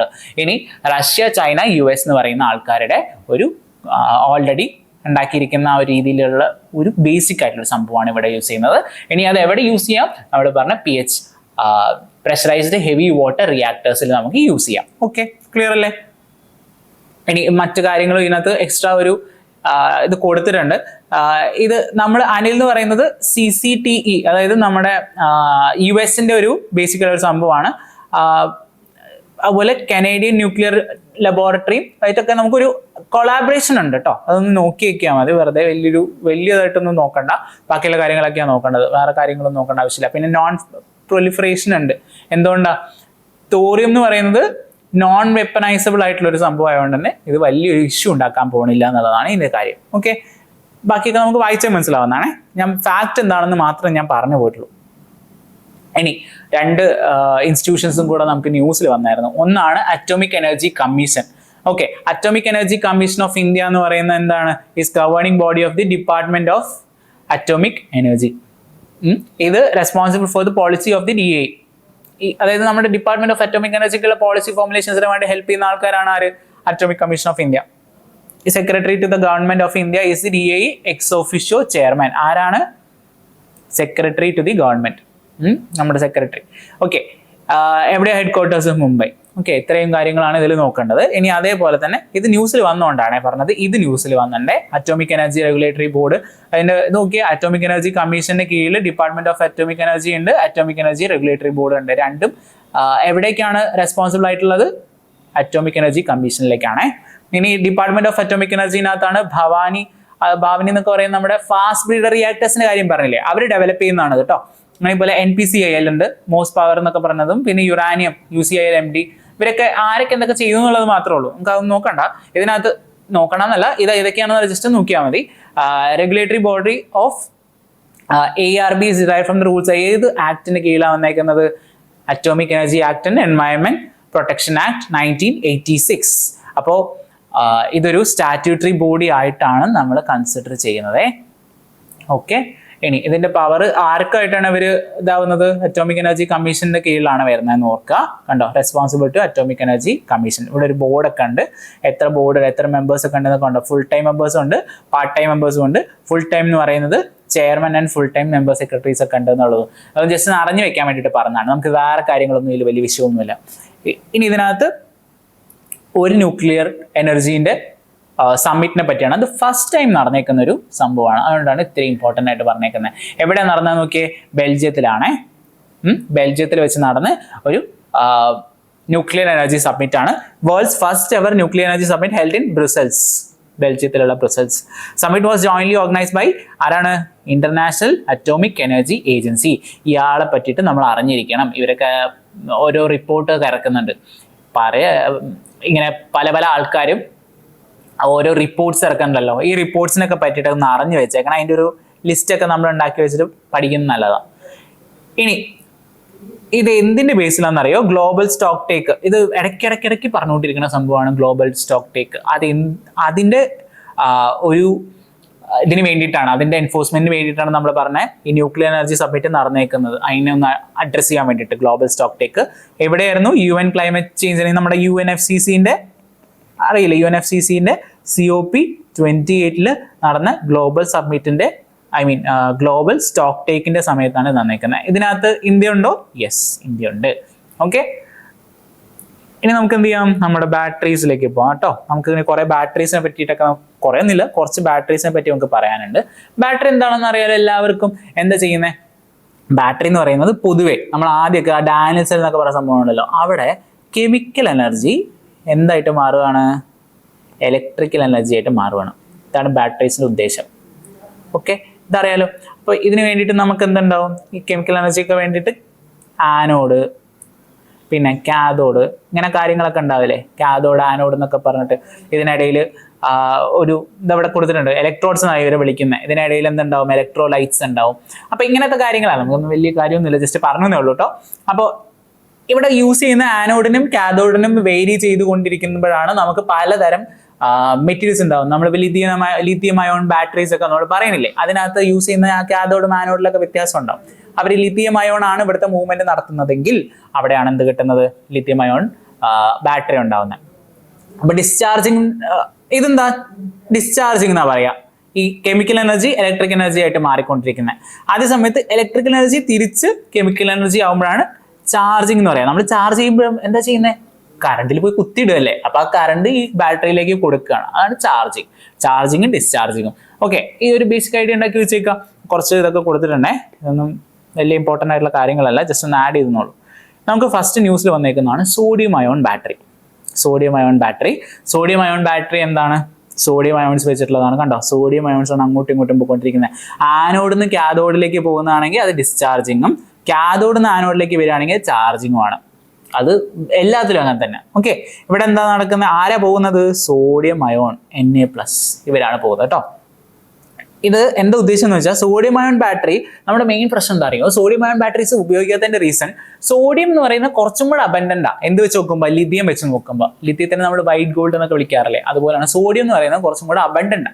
പക്ഷെ പ്രശ്നം എന്ന് വെച്ച് കഴിഞ്ഞാൽ ഈ ബാറ്ററീസ് ചാർജ് ചെയ്യാൻ ഒരുപാട് സമയം എടുക്കും. ഓക്കെ, ലിഥിയം അയോൺ ബാറ്ററീസിനൊക്കെ വെച്ച് നോക്കുമ്പോൾ അവിടെ ചാർജ് ചെയ്യാൻ ഒരുപാട് സമയം എടുക്കും. അത് മറികടക്കാൻ പറ്റി എന്നുള്ളതാണ് സൗത്ത് കൊറിയയ്ക്ക് ഉണ്ടായത്. അത് charging in just few seconds, ചെറിയ കുറച്ച് സെക്കൻഡ് കൊണ്ട് തന്നെ ചാർജ് ചെയ്യാൻ പറ്റുന്ന രീതിയിലുള്ള ഒരു ബാറ്ററി ഡെവലപ്പ് ചെയ്യാൻ പറ്റി. Okay, new hybrid sodium ion battery combine materials from traditional batteries with those used in super capacitors. ഒരു കോമ്പിനേഷൻ നടത്തിയേക്കാണ്. ചീപ്പറാണ്, സേഫറാണ് കൺവെൻഷണൽ ലിഥിയം അയോൺ ബാറ്ററി വെച്ച് നോക്കുമ്പോൾ. ഓക്കെ, നമുക്ക് നോക്കാമല്ലോ. ഇനി ഞാൻ പറഞ്ഞില്ലേ അബണ്ടന്റ് ആണ്, പിന്നെ also potential greater charge and efficiency than the lithium ion battery. പിന്നെ എന്താണ് ഡ്രോബാക്ക്? ഇതായിരുന്നു ഡ്രോബാക്ക്. അതായത് സ്ലോ ചാർജിങ്ങും ലോ എനർജി സ്റ്റോറേജും, കുറച്ച് എനർജി കിട്ടുന്നുണ്ടായിരുന്നുള്ളൂ. അതുവരെ നമുക്കിവിടെ മറികടക്കാൻ പറ്റി എന്നുള്ളതാണ് ഇതിന് മെയിൻ ആയിട്ടുള്ള ഉദ്ദേശം. അതാണ് സോഡിയം അയോൺ ബാറ്ററിന്റെ ഉദ്ദേശം കേട്ടോ. Fast charging, higher energy density, higher power density. Okay, ഇവിടെ ഒരു കോമ ഉണ്ടേ, ഒന്ന് ഓർത്തേക്കണേ. ഓക്കെ, ഇത്രയും കാര്യങ്ങളാണല്ലോ ഇതിൽ പറഞ്ഞേക്കുന്നത്. ഇതിൽ എന്തെങ്കിലും ഡൗട്ട് ഉണ്ടോ? പ്രത്യേകിച്ച് ഒന്നും ഡൗട്ട് ഉണ്ടാവാൻ ചാൻസ് ഇല്ല. കാരണം ലിഥിയം അയോണിനേക്കാളും നല്ലതായിരിക്കും സോഡിയം അയോൺ. എപ്പോഴാണ് ഉണ്ടാവുന്നത്? ഇപ്പോഴത്തെ പുതിയ സംഭവം. അല്ലാതെ എന്തായിരുന്നു പ്രശ്നം? നമുക്ക് എനർജി ഡെൻസിറ്റി കുറവും അതുപോലെ തന്നെ ചാർജിങ് ടൈം കൂടുതലുമായിരുന്നു എന്നുള്ളതാണ് മെയിൻ പ്രശ്നം. അബണ്ടന്റ് ആണോ? അതെ. ഓക്കെ, നെക്സ്റ്റിലേക്ക് പോവാം. ഇനി സിങ്ക് അയോൺ ബാറ്ററി. ഇതുപോലെ തന്നെ ഒരു കാര്യമാണ് സിങ്ക് അയോൺ. ആർക്ക് പകരം? സോഡിയത്തിന് പകരം നമുക്ക് സിങ്ക് കൊണ്ടുവരുന്നു എന്നുള്ളതാണ് ഉദ്ദേശം. ഇവിടെ ഇമ്പോർട്ടൻസ് പറയുന്നത് എന്താണ്? കോസ്റ്റ് എഫിഷ്യന്റ് ആണ്, അബണ്ടന്റ് മെറ്റീരിയൽ ആണ്, സേഫ്റ്റി ആൻഡ് പെർഫോമൻസ്. സിമ്പിൾ അല്ലേ? ഇനി ഇത് സിങ്കിന്റെ ഒരു പ്രശ്നം എന്ന് വെച്ച് കഴിഞ്ഞാൽ ഈ തെർമോഡൈനാമിക്കലി കുറച്ച് അൺസ്റ്റേബിൾ ആണ്. അതായത് ടെമ്പറേച്ചറിന് അവർ അത്ര സ്റ്റെബിലിറ്റി കാണിക്കാത്തതുകൊണ്ട് തന്നെയാണ് ഇവിടുത്തെ മെയിൻ ആയിട്ടുള്ള ഉദ്ദേശം. അത് മാറ്റാൻ വേണ്ടിയിട്ട് എന്ത് ചെയ്യേണ്ടി വരും? മോഡിഫിക്കേഷൻ നടത്തേണ്ടി വരും. അത് ഈ ഇലക്ട്രോലൈറ്റ് ആണ് ഇന്റർഫേസസിൽ വെച്ചിട്ട് ചെറിയ, അതായത് അതെന്ത് ചെയ്യണം? ഇത് മാറ്റാൻ വേണ്ടിയിട്ട് ചില മോഡിഫിക്കേഷൻ നടത്തണമല്ലോ. ആ മോഡിഫിക്കേഷൻസിലാണ് നമ്മൾ കുറച്ച് ഊന്നൽ കൊടുത്തേക്കുന്നത്. ഇപ്പൊ തൽക്കാലം കുറച്ച് ചില മോഡിഫിക്കേഷൻസ് കണ്ടുപിടിച്ചിട്ടുണ്ട്. അതാണ് ഇവിടുത്തെ ഉദ്ദേശം കേട്ടോ. ഇതിന്റെ ഡ്രോബാക്ക് എന്താണ്? തെർമോഡൈനാമിക് അൺസ്റ്റേബിൾ ആണ്. ഇനി അതിന് വേണ്ടിയിട്ട് നമ്മൾ എന്ത് ചെയ്തിട്ടുണ്ട്? ഒരു സിങ്ക് അലോയ് ഒക്കെ വെച്ച് നമുക്ക് ചെറിയ ചേഞ്ചസ് ഒക്കെ വരുത്താവുന്നേ ഉള്ളൂ. Use zinc ions and align with SDG goals ഒക്കെ വെച്ച് അലൈൻ ചെയ്തിട്ടുണ്ട്. ഇനി അതൊക്കെ അവിടെ ഇരുന്നോട്ടെ. നമുക്ക് സിങ്കിനെ പറ്റിയിട്ട് ചേർത്ത് നോക്കാം. ചിലപ്പോൾ ചോദിച്ചാലോ, സിങ്കിന്റെ ഓർ ഏതൊക്കെയാണ്? സ്ഫലറൈറ്റ്, സ്മിത്സോണൈറ്റ്, പിന്നെ ഫിലമൈറ്റ് എന്ന് പറയുന്ന സംഭവം. ഇതൊക്കെയാണ് സിങ്കിന്റെ ഓർ. ഇങ്ങനെയൊക്കെ പേര് കേൾക്കുമ്പോൾ തന്നെ മറ്റേ ഇലിംനൈറ്റ് എന്നൊക്കെ പറഞ്ഞിട്ടൊരു ക്വസ്റ്റ്യൻ വന്നില്ലായിരുന്നു? അതൊന്ന് നോക്കണേ. ഇങ്ങനത്തെ വേണമെങ്കിൽ വരാം. ബ്ലൂ ഗ്രേ മെറ്റലാണ്, ഗുഡ് കണ്ടക്ടർ ഓഫ് ഇലക്ട്രിസിറ്റി ആണ്. പിന്നെ ബ്രാസ് എന്ന് പറയുന്നതാണ് ഏറ്റവും കൂടുതൽ ഉപയോഗിക്കുന്ന സിങ്കിന്റെ അലോയ്. അതിലെന്താണ്? സിങ്കും കോപ്പറും. കോപ്പർ ആട്ടോ മെയിൻ. കോപ്പറിനകത്ത് സിങ്ക് ഉപയോഗിക്കുന്നതാണ് ബ്രാസ് ഒക്കെ അറിയില്ലേ? നമ്മൾ ചില വിളക്കൊക്കെ കഴുകാൻ വേണ്ടി ബ്രാസ് ഉപയോഗിക്കാന്ന് പറയില്ലേ? അതാണ് സംഭവം. ഇനി ഡയമണ്ട് ബാറ്ററി. പേര് കേൾക്കുമ്പോൾ ഡയമണ്ട് എന്നൊക്കെ തോന്നുമെങ്കിലും ഡയമണ്ട് എന്ന് പറയുന്നത് എന്താ? കാർബൺ അല്ലേ? കാർബൺ ആണല്ലോ. ആ കാർബണിൽ പൊതുവെ ഉണ്ടാകുന്നത് കാർബൺ 12 ആണ്. കാർബണിൽ തന്നെ 3 ഐസോടോപ്സ് ആണ് ഉള്ളത്. കാർബൺ 12 ഉണ്ട്, കാർബൺ 13 ഉണ്ട്, കാർബൺ 14 ഉണ്ട്. ഇതൊക്കെ അതിന്റെ മാസ് നമ്പർ വെച്ചിട്ടാണ് പറയുന്നത്. ഈ കാർബൺ 12 ഉള്ളതാണ് സാധാരണ ഡയമണ്ട് ഉണ്ടാവുന്നത്. ഇതിന് പകരം കാർബൺ 12ന്റെ ഇതിന് പകരം ആരുണ്ട്? കാർബൺ 14 ഉപയോഗിച്ചിട്ടുള്ളത് ഒരു ഡയമണ്ട് ആണ് എന്ത് ചെയ്യുന്നത്? ഡയമണ്ട് ബാറ്ററിയിൽ ഉപയോഗിക്കുന്നത്. ഓക്കെ, അപ്പോൾ കാർബൺ 14 ആണെന്ന് ഉദ്ദേശിക്കുക. It uses carbon 14. കാർബൺ 14 എന്താ? റേഡിയോ ആക്റ്റീവ് ആണ്. നമുക്കറിയുന്നതല്ലേ? കാർബൺ ഡേറ്റിങ്ങിനൊക്കെ ഉപയോഗിക്കുന്ന കാർബൺ 14 ആണ്, നമ്മൾ പഠിച്ചിട്ടില്ലേ? അതാണ്. Chosen its aim short range radiation which is quickly absorbed by the any solid material. Okay, ഇതിന്റെ മെയിൻ ആയിട്ടുള്ള ഉദ്ദേശം എന്ന് വെച്ച് കഴിഞ്ഞാൽ it captures fast moving electrons from within the diamond structure. Okay, solar പാനൽസിന്റെ ഒരു ഇതാണ് എന്താ? ഒരു റെപ്ലിക്ക പോലത്തെ സംഭവം. ഇതിന്റെ ഉദ്ദേശം എന്ന് വെച്ച് കഴിഞ്ഞാൽ നമ്മുടെ പവർ പേസ് മേക്കറിനൊക്കെ വേണ്ടിയിട്ട് യൂസ് ചെയ്യാം. അതായത് നമ്മളിപ്പോൾ ഹാർട്ടിലൊക്കെ അല്ലെങ്കിൽ വർക്കിങ്ങിന് വേണ്ടിയിട്ട് വയസ്സായവർക്കൊക്കെ വേണ്ടി വെക്കാറില്ലേ? അത് ഇടയ്ക്കിടയ്ക്ക് റീപ്ലേസ് ചെയ്യാന്ന് പറഞ്ഞാൽ കുറച്ച് ടാസ്കുള്ള ഒരു പരിപാടിയാണ്. അതിന് പകരം ഇത് തന്നെ ഉപയോഗിക്കുകയാണെന്നുണ്ടെങ്കിൽ ഒരുപാട് നാളത്തേക്ക് നിൽക്കും. ഇതിൽ ഭയങ്കര ഹൈ ലൈഫ് ടൈം ഉണ്ട്. ഓക്കെ, ലൈഫ് കുറച്ച് കൂടുതലാണ്. അതാണ് ഇതിന്റെ ഉദ്ദേശം. അതുകൊണ്ട് ഇത് ഉപയോഗിക്കുന്നതിന് ഒരു ഗുണമുണ്ട്.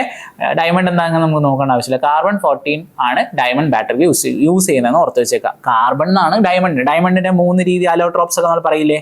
ഏതൊക്കെയാണെന്ന് അറിയാലോ? ഡയമണ്ട് ഉണ്ട്, ഗ്രാഫീൻ ഉണ്ട്, ഫുള്ളറീൻ ഉണ്ട്. ഓക്കെ, ഡയമണ്ട് എന്ന് പറഞ്ഞാൽ it is the hardest substance non in the nature. ഒരു നോൺ മെറ്റൽ ആണ്, മെറ്റൽ അല്ല ഡയമണ്ട്. ഗ്രാഫീൻ എന്ന് പറയുന്നത് ഒരു 2D സ്ട്രക്ചറിലുള്ള കാർബണിന്റെ ഒരു ഫോമാണ്. നമ്മൾ ഇങ്ങനെയൊക്കെ വെച്ചിട്ട് നമ്മുടെ ഹെക്സഗണൽ ഷേപ്സ് ഒക്കെ വെച്ചിട്ട് ഇങ്ങനെ കണക്ട് ചെയ്ത് പോലെ ഇതാണ് ഗ്രാഫീൻ. ഒരു 2D സ്ട്രക്ചർ ആണ്. നമുക്ക് അടുത്തേക്ക് പോകാം.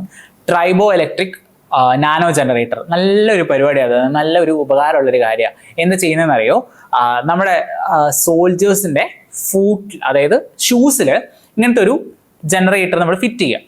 അപ്പോൾ ജനറേറ്റർ ഫിറ്റ് ചെയ്യുന്ന സമയത്ത് എന്തെന്ന് വെച്ചാൽ ഇതിന് ഫുഡ് സ്റ്റെപ്സ് ഉണ്ടല്ലോ, ഇങ്ങനെ നടക്കുന്ന സമയത്ത് എന്താവും? ഇങ്ങനെ കമ്പൈൻ ചെയ്ത് പോവല്ലേ? താഴത്തതും വെച്ചിട്ട് ഇങ്ങനെ ഇതിനിടയിൽ ഒരു ഗ്യാപ്പ് ഉണ്ടെന്ന് വെച്ചാൽ ആ ഗ്യാപ്പ് ഇങ്ങനെ തട്ടിക്കൊണ്ടിരിക്കുന്ന സമയത്ത് ഇവരിടയിൽ നിന്ന് എന്തുണ്ടാവും? എനർജി ഡെവലപ്പ് ചെയ്യണം, അല്ലെങ്കിൽ അവിടെ ഒരു ഇലക്ട്രിസിറ്റി ഡെവലപ്പ് ചെയ്യണം. ആ ഇലക്ട്രിസിറ്റി ആ ഷൂ തന്നെ സ്റ്റോർ ചെയ്യുകയും പിന്നെ ആവശ്യത്തിനനുസരിച്ചിട്ട് യൂസ് ചെയ്യാനും പറ്റുന്ന രീതിയിലേക്ക് മാറ്റിയതൊരു സംഭവമാണ് ട്രൈബോ ഇലക്ട്രിക് നാനോ ജനറേറ്റർ. ആരാ ഡെവലപ്പ് ചെയ്തത്?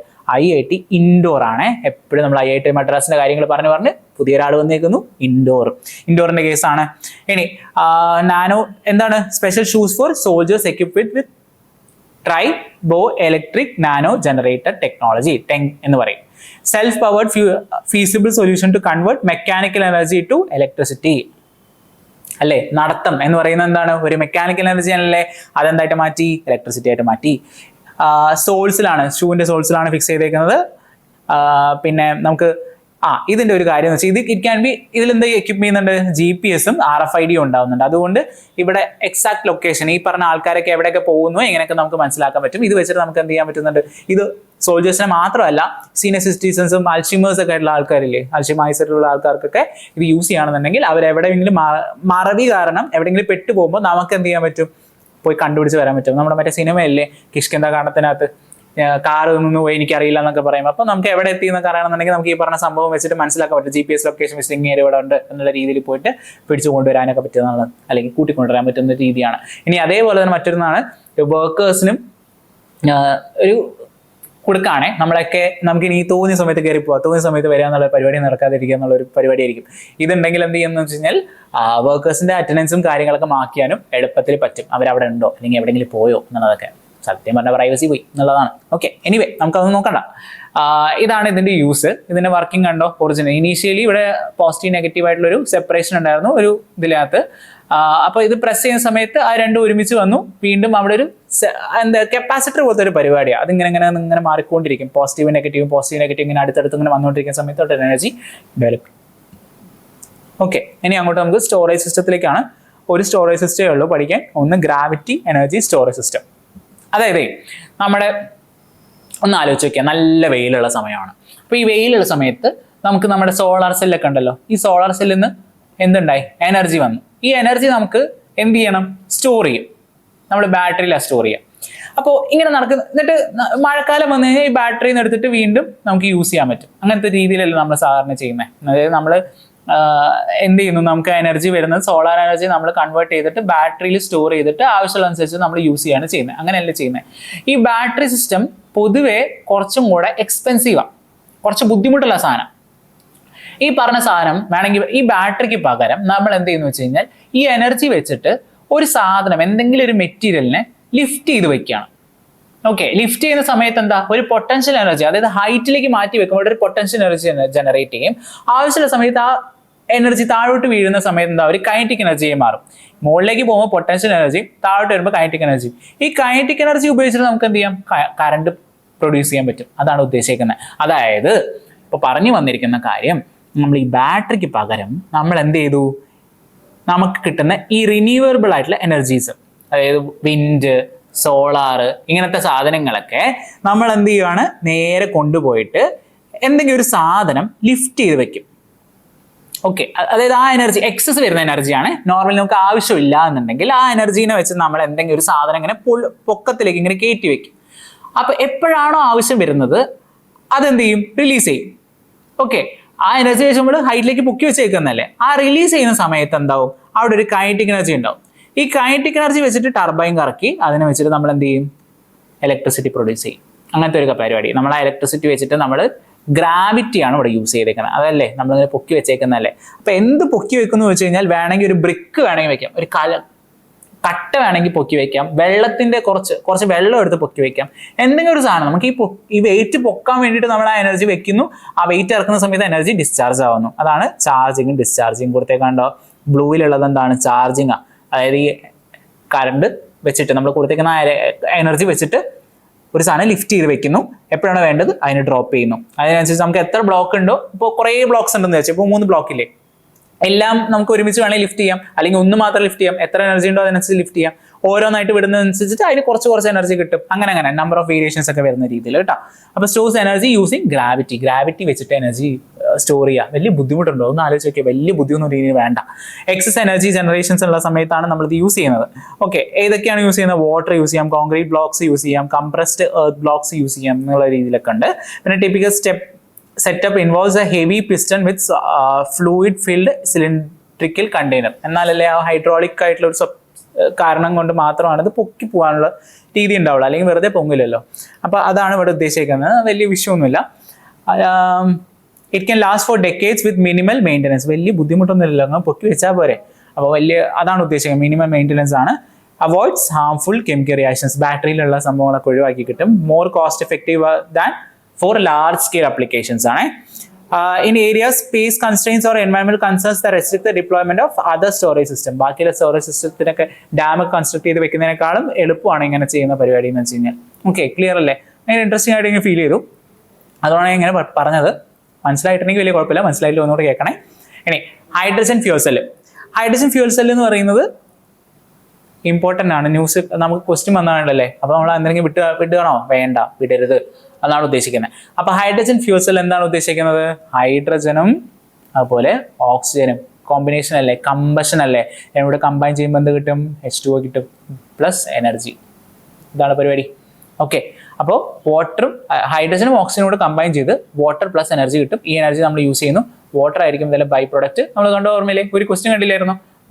വാട്ടർ വേപ്പർ എന്ന് പറയുന്നതായിരുന്നു 2024 ക്വസ്റ്റ്യൻ വന്നതാണ്. ഓക്കെ, അപ്പോൾ അതാണ് ഉദ്ദേശിക്കുന്നത്. കണ്ടില്ലേ, ഹൈഡ്രജൻ വരുന്നു, ഹൈഡ്രജൻ വന്നിട്ട് ആനോഡിലാണ് ഹൈഡ്രജൻ ഉള്ളത്, അതുപോലെ കാഥോഡിലാണ് അതിങ്ങനെ വരും, ഹൈഡ്രജൻ അയോൺസ് വരുന്നു. ഇതിൽ കുറച്ച് കോംപ്ലിക്കേഷൻസ് ഉണ്ട്. H2 മാറിയിട്ട് H+ ആവുന്നതും അങ്ങനത്തെ കുറച്ച് റിയാക്ഷൻസ് ഒക്കെ ഉണ്ട്. നമുക്ക് പക്ഷേ റിലവൻസ് ഇല്ല, നമുക്ക് പഠിക്കേണ്ട ആവശ്യമില്ല. പക്ഷെ നമ്മൾ 10ാം ക്ലാസ്സിലോ പിന്നെ +1 +2 പഠിക്കുന്ന ഒരു കാര്യമാണ് അതൊക്കെ. അതുകൊണ്ട് മാത്രം പറഞ്ഞുള്ളൂ, വേറെ കാര്യങ്ങൾ നോക്കേണ്ട ആവശ്യമില്ല. O2- ആവുന്നു, ഇത് രണ്ടും കൂടി ചേർന്നിട്ട് H2 ആയി മാറുന്നു എന്നുള്ളതൊക്കെയാണ്.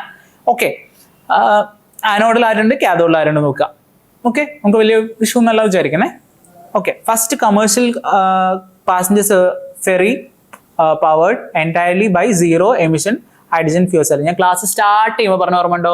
നമ്മളൊരു ഫെറി സർവീസ് സ്റ്റാർട്ട് ചെയ്തിരുന്നു. അതിലുള്ള വെള്ളം തന്നെ കണ്ടോ, passengers can even drink the emissions from the on board water fountain.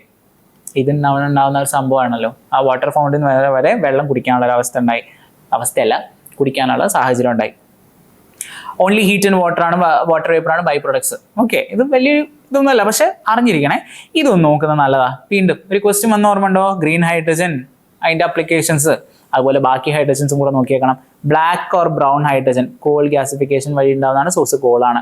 Grey hydrogen methane reformation ഉണ്ടാവണം. Blue hydrogen coal gasification and methane reformation with CCUS. പിന്നെ ടോക്കീസ് എന്ന് പറയുന്ന കളർ എന്താ? ടോക്കീസ് എന്നൊക്കെ പറയുന്ന കളേഴ്സ് ആണ്. അതെ, ഇത് നോക്കണേ. പൈറോലിസിസ് വെച്ചിട്ടാണ് ഉണ്ടാകുന്ന മീഥേൻ ആണ് സോഴ്സ്. മീഥേൻ പൈറോലിസിസ് നടത്തുന്ന സമയത്ത് ഫോസിൽ ഫ്യൂൽ നിന്നാണ് ബ്ലൂ ഹൈഡ്രജൻ ഉണ്ടാവുന്ന ഓർക്കണേ. നമ്മൾ എപ്പോഴും എങ്ങോട്ടാ പോകാറ്? ഓഷ്യൻ.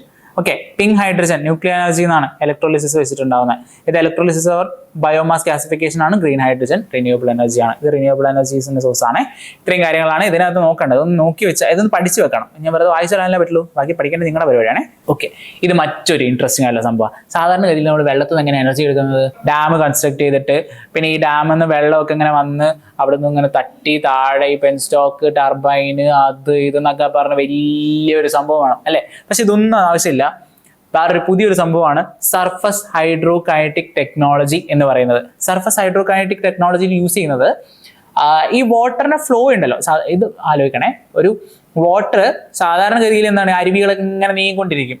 അവിടെ നമ്മൾ കൊണ്ടുപോയിട്ട് ഇങ്ങനെ കറങ്ങാൻ വേണ്ടിയിട്ട് ഒരു ടർബൈൻ അവിടെ ഫിറ്റ് ചെയ്ത് വെക്കുക. അല്ലെങ്കിൽ കറക്കാൻ വേണ്ടിയിട്ടൊരു ആ കൈനറ്റിക് എനർജി എന്ത് ചെയ്യാണ്? ടാപ്പ് ചെയ്യാണ്. ആ കൈനറ്റിക് എനർജി ഉപയോഗിച്ചിട്ട് ടർബൈൻ കറക്കുകയും അവിടെ നിന്ന് ഇലക്ട്രിസിറ്റി പ്രൊഡ്യൂസ് ചെയ്യാം. സിമ്പിൾ സാധനം, ഡാം ഒന്നും വെക്കേണ്ട, വലിയ പണിയൊന്നുമില്ലല്ലോ. പക്ഷെ ഇവിടുത്തെ ഒരു പ്രശ്നം എന്ന് വെച്ച് കഴിഞ്ഞാൽ സ്റ്റിൽ വാട്ടറിൽ ഇത് അത്ര നല്ല രീതിയിൽ അപ്ലിക്കബിൾ അല്ല എന്നുള്ളതാണ് ഉദ്ദേശം. ഓക്കെ, നോക്കിയേ, ഇതിൽ വരുന്നതെന്ന് വെച്ച് കഴിഞ്ഞാൽ നമുക്ക് recent central electricity authority has recognise surface hydro kinetic turbine technology under the hydro category. ഏത് കാറ്റഗറിയിലാണ് എന്നുള്ളതാണ്. To drive innovations and explore alternate technologies. ഏത് കാറ്റഗറി ഒന്ന് പഠിച്ചേക്കണേ. ഹൈഡ്രോ കാറ്റഗറിയിലാണ് ഈ പറഞ്ഞ ടെക്നോളജി വരുന്നത്. എന്താണ് ഉദ്ദേശിക്കുന്നത്? Kinetic energy of flowing water important ആണ്. വിത്ത് പ്രാക്ടിക്കലി സീറോ പൊട്ടൻഷ്യൽ ഹെഡ്. എന്താ ഉദ്ദേശിക്കുന്നതെന്ന് അറിയോ? സീറോ പൊട്ടൻഷ്യൽ ഹെഡ് എന്ന് ഉദ്ദേശിച്ച് കഴിഞ്ഞാൽ നമ്മൾ ഈ പറഞ്ഞ മറ്റേതൊക്കെ എന്തായിരുന്നു, വെള്ളം മുകളിൽ നിന്ന് ഇങ്ങനെ താഴോട്ട് വീഴുകയല്ലേ ചെയ്യുന്നത് അല്ലേ? ഈ വെള്ളച്ചാട്ടത്തൊന്നും അല്ലെങ്കിൽ ഡാമൊക്കെ ഉണ്ടാക്കിയിട്ട് ആ വീഴ്ച, അതായത് ആ പൊട്ടൻഷ്യൽ എനർജി വെച്ചിട്ട് നമ്മൾ കണ്ടുപിടിച്ചുകൊണ്ടിരുന്നത് ഇലക്ട്രിസിറ്റി പ്രൊഡ്യൂസ് ചെയ്തുകൊണ്ടിരുന്നത്. ആ പൊട്ടൻഷ്യൽ എനർജി കൈനറ്റിക് എനർജി ആയിട്ട് മാറ്റാൻ വേണ്ടിയിട്ട് കഷ്ടപ്പെടുമായിരുന്നു. പക്ഷേ ഇവിടുന്ന് ആ ഫ്ലോയിനെ മാത്രം നമ്മൾ കൺവേർട്ട് ചെയ്യുന്ന ഉദ്ദേശിക്കുന്നത്.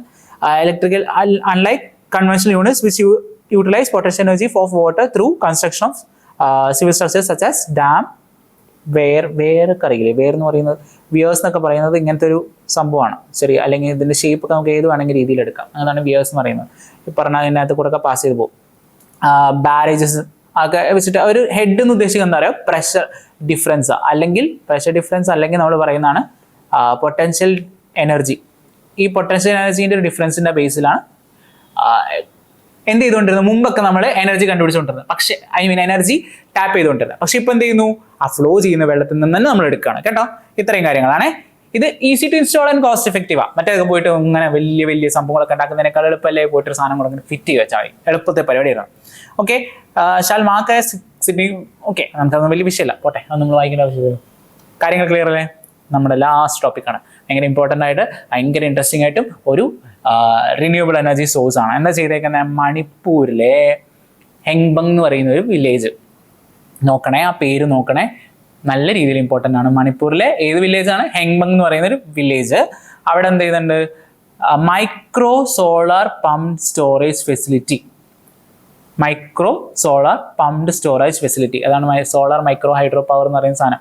24/7 പവർ കൊടുക്കുന്നുണ്ട്. അതാണ് അതിൻ്റെ ഉദ്ദേശം. എവിടെയാണ്? മണിപ്പൂരിലെ ഹെങ്ബങ് എന്ന് പറയുന്ന വില്ലേജ്. എന്താ ഉദ്ദേശിക്കുന്നത്? Utilise solar energy to pump water. നമ്മൾ നേരത്തെ പറഞ്ഞ ഓർമ്മ ഉണ്ടോ? മറ്റേ ഗ്രാവിറ്റിയുടെ കേസ്, അതിന്റെ എക്സസ് വരുന്ന എനർജി. അതേപോലെ തന്നെ ഇവിടെ സോളാർ എനർജി എന്താ ചെയ്യുന്നത് വെച്ച് കഴിഞ്ഞാൽ വാട്ടർ പമ്പ് ചെയ്യാണ് ഉദ്ദേശിക്കുന്നത്. From lower reservoir to upper reservoir during periods of high solar irradiance. അതായത് എക്സ്ട്രാ എനർജി ഉള്ള സമയത്ത് നമ്മൾ എന്ത് ചെയ്യും? ഈ വാട്ടറിനെ ഹൈറ്റിലേക്ക് പമ്പ് ചെയ്ത് വെക്കും. ആ എനർജി ഉപയോഗിച്ച് വാട്ടർ പമ്പ് ചെയ്ത് വെക്കുന്നത്. പിന്നെ നമുക്ക് എപ്പോഴാണോ വേണ്ടത് ആ സമയത്ത് എന്ത് ചെയ്യുന്നു? ഈ വാട്ടറിനെ താഴേക്ക് വിടും. അപ്പൊ എന്തായി? ആ പൊട്ടൻഷ്യൽ എനർജിയിലായിരുന്നു ഉണ്ടായിരുന്നത്. മുകളിലേക്ക് എത്തുമ്പോൾ പൊട്ടൻഷ്യൽ എനർജി, താഴോട്ട് വീഴുന്ന സമയത്ത് എന്തായി? കൈനറ്റിക് എനർജി ആയി മാറി. ആ കൈനറ്റിക് എനർജി വെച്ചിട്ട് ടർബൈൻ കറക്കി ഇലക്ട്രിസിറ്റി ആയിട്ട് മാറ്റുന്നു. അതാണ് ഉദ്ദേശിക്കുന്നത്. This stored water can be release through micro hydro turbine to generate electricity when solar power is unavailable. Grid സ്റ്റെബിലിറ്റിയും reduction in greenhouse gases ഒക്കെയാണ് ഇതിന്റെ ഉദ്ദേശം. അത് നോക്കിക്കേ, എന്തൊരു എളുപ്പത്തിലാണ് ഈ എനർജി എന്ന് പറഞ്ഞ ഒരു ടോപ്പിക്സ് ഒക്കെ തീർന്നത്. നമുക്ക് ഇത്രയേ ഉള്ളൂ. ഈ പറഞ്ഞ കാര്യങ്ങളിൽ എവിടെയെങ്കിലൊക്കെ ബുദ്ധിമുട്ടുണ്ടോ? നമുക്ക് മനസ്സിലാവുന്ന ടോപ്പിക്സാ, ഭയങ്കര എളുപ്പത്തിൽ മനസ്സിലാവുന്നതാ. എന്തെങ്കിലും കോംപ്ലിക്കേഷൻസ് ഉണ്ടോ? വളരെ ആ വാക്ക് തന്നെ കിട്ടുന്ന കാര്യങ്ങളാണ്. ഇതൊന്നും കൊണ്ട് കോളാക്കരുത്. നമുക്ക് ഒരിക്കലും ഇവിടെ നിന്നും മാർക്ക് ലൂസ് ചെയ്യാനായിട്ടുള്ള ഒരു സ്കോപ്പ് ഉണ്ടാക്കരുത്. മാർക്ക് നല്ല രീതിയിൽ വാങ്ങാൻ പറ്റും. കണ്ടില്ലേ, കഴിഞ്ഞ 2 വർഷം രണ്ട് ക്വസ്റ്റ്യൻസ് ചോദിച്ചിട്ടുണ്ട്. ഈ വർഷം ചോദിക്കാവുന്നതേ ഉള്ളൂ. ഒരിക്കലും സ്കിപ്പ് ചെയ്യല്ലേ. നല്ലൊരു രീതിയിൽ നമുക്ക് സ്കോർ ചെയ്യാൻ പറ്റും. നമുക്ക് നല്ല രീതിയിൽ പൊളിച്ചടക്കാൻ പറ്റും. എനിവേ, നമ്മുടെ എനർജി എന്ന് പറഞ്ഞ ടോപ്പിക്ക് നമ്മളിവിടെ വെച്ചിട്ട് വൈൻഡ് അപ്പ് ചെയ്യാണ്. Anyway, thank you.